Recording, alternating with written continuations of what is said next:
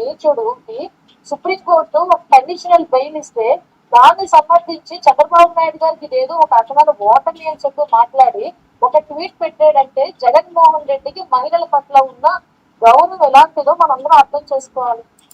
జగన్మోహన్ రెడ్డి గారికి మహిళల పట్ల గౌరవం లేదు. అబ్బా, గౌరవం గురించి మీరే మాట్లాడాలి. మేడం, గతంలో మీరు ఆడ పుట్టి కూడా ఒక అద్భుతమైన మాట మాట్లాడాడు. అది ఆడజాతి మొత్తం సిగ్గుతో తలదించుకుంటది.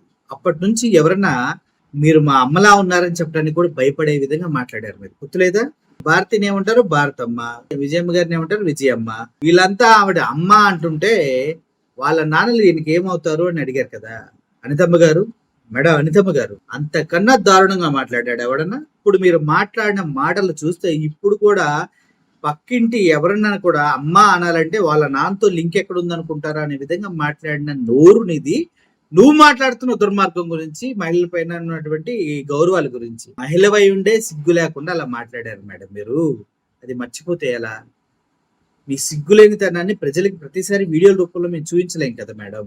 ఏంటిది? ఇంత ఘోరంగా మాట్లాడిన మీరు ఇప్పుడు మహిళల పైన ఏదో ప్రేమ ఉన్నట్టు, మహిళల్ని ఏదో గౌరవిస్తున్నట్టు మీరు ఎందుకు మేడం